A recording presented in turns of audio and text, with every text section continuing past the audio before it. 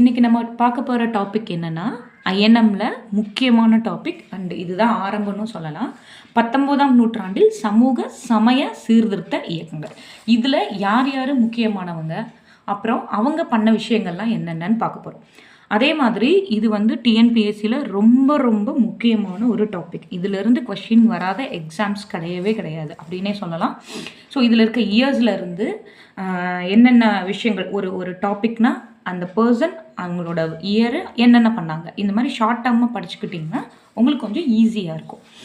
இதில் 2 டைப்பாக பிரிக்கலாம். இந்த இயக்கங்களை 2 டைப்பாக பிரிக்கலாம்.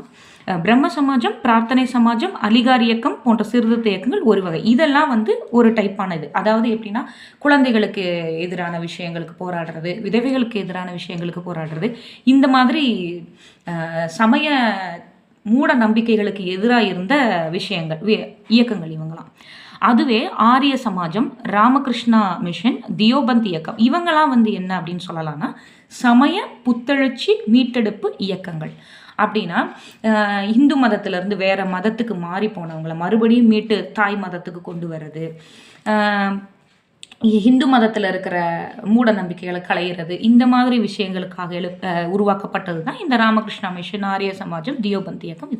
இதுதான் இதோட இன்ட்ரடக்ஷன். இதில் நம்ம ஃபஸ்ட்டு பார்க்க போகிறவர் யாருன்னா ரொம்ப ரொம்ப முக்கியமான ஒருத்தர், ராஜாராம் மோகன் ராயும் பிரம்ம சமாஜமும். ராஜாராம் மோகன் ராய், பிரம்ம சமாஜம். இது எப்படி ஞாபகம் வச்சுக்கலாம்னா, ராஜா பிரம்ம நீங்கள் படிக்கும் போதே ராஜா பிரம்மன் சேர்த்து படிச்சுக்கோங்க. ஏன்னா புதுசாக படிக்கிறவங்களுக்கு பிரம்ம சமாஜம், பிரார்த்தனை சமாஜம், பிரம்மஞான சபை, இதெல்லாம் அந்த வேர்ட்ஸே குழப்புற மாதிரி இருக்கும். ஸோ நீங்கள் எப்படி படிக்கணும்னா, படிக்கிறப்பயவும் ராஜா பிரம்ம சமாஜம், ராஜாராம் பிரம்ம சமாஜம், அந்த இயக்கத்தையும் அவங்க பேரையும் சேர்த்து படிச்சுக்கோங்க. ஸோ ராஜாராம் மோகன் ராய், அவரோட இயர் என்னன்னு பார்த்தோன்னா 1772 to 1833. நான் இந்த மாதிரி தான் படிச்சுக்குவேன். 1700 அந்த மாதிரி படிக்க மாட்டேன். 1772, 18 டபுள் நம்பராக படிச்சு கொஞ்சம் ஈஸியாக இருக்குது எனக்கு படிக்கிறதுக்கு. அதனால நான் அப்படி தான் படிப்பேன். ஸோ இந்த இயரை நீங்கள் எப்படி ஞாபகம் வச்சுக்கலாம்னா, ராஜாராம் மோகன் ராய், இங்கே நடுவில் 7 வரும், அங்கே லாஸ்ட்டில் 3 வரும். நடுவில் 7, லாஸ்ட்டில் 3. வேறு வழியே இல்லை, இயர் கண்டிப்பாக ஞாபகம் வச்சு தான் ஆகணும். ஸோ இவர் என்ன பண்ணுறாரு அப்படின்னா, மேலை நாட்டு கருத்துக்களால் கவரப்பட்டு சீர்திருத்த பணிகளை முன்னெடுத்த தொடக்க கால சீர்திருத்தவாதிகளில் ஒருவர். முன்னாடியே இவரோட தாய்மொழி என்னன்னா வங்காள மொழி. இவர் அதில் மட்டும் புலமை கிடையாது. இவருக்கு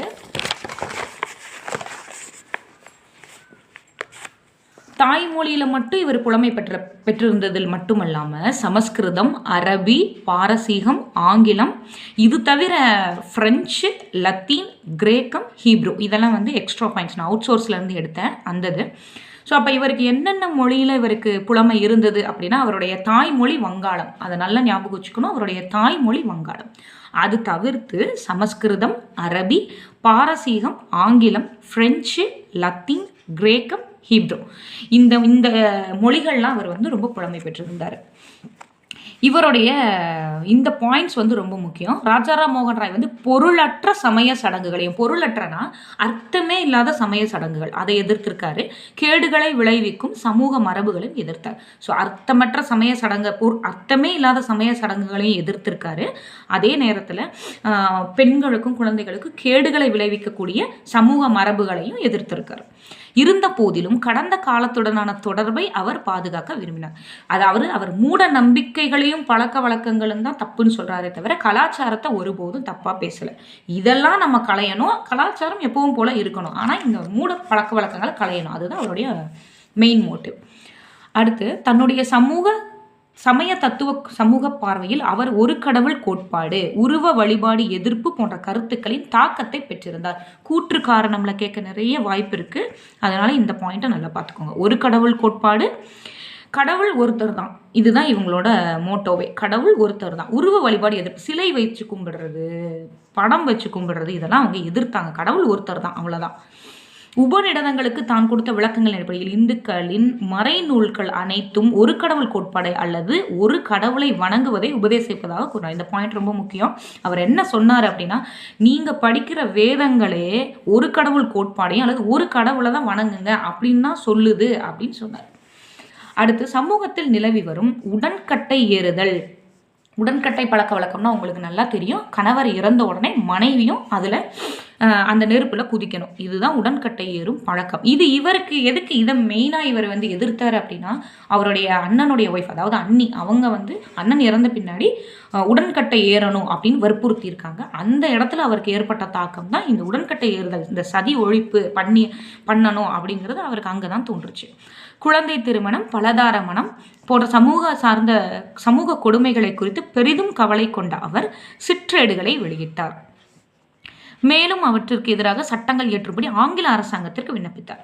விதவை பெண்கள் மறுமணம் செய்து கொள்ள உரிமை உடையவர்கள் என்னும் கருத்தை முன்வைத்தார். பாயிண்ட்டை நோட் பண்ணிக்கோங்க. விதவை பெண்கள் வந்து மறுமணம் செய்து கொள்ள அவங்களுக்கு உரிமை இருக்குன்னு சொன்னார்.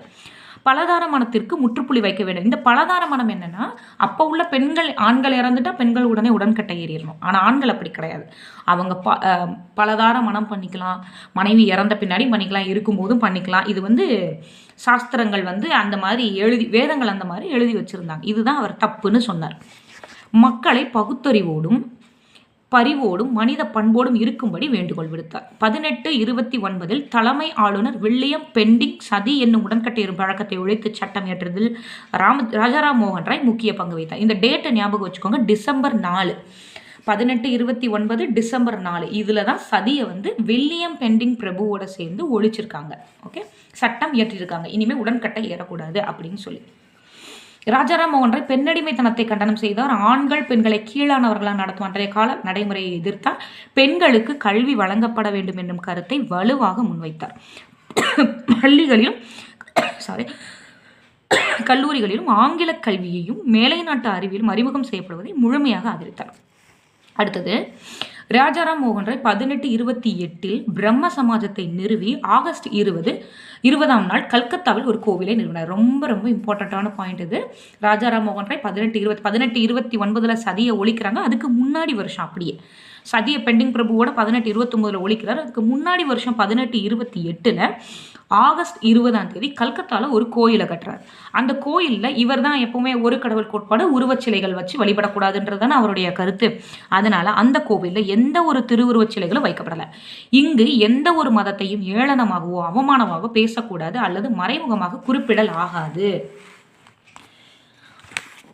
அப்படின்னு எழுதி வைக்கிறார். இது ரொம்ப இம்பார்ட்டன்ட். அந்த கோயிலில் வந்து என்ன எழுதி வச்சாரு, இங்கே எந்த ஒரு மதத்தை ஏளனமாகவோ அவமானமாக பேசக்கூடாது, மறைமுகமாக குறிப்பிடலாகாதுன்னு எழுதி வைக்கிறாரு.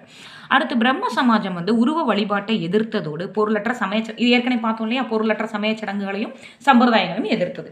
இருந்த போதிலும் தொடக்கம் முதலாக பிரம்ம சமாஜத்தின் கருத்துக்கள் கற்றறிந்த மேதைகள், கல்வியறிவு பெற்ற வங்காளிகள் என்ற அளவில் மட்டுமே செயல்பட்டது.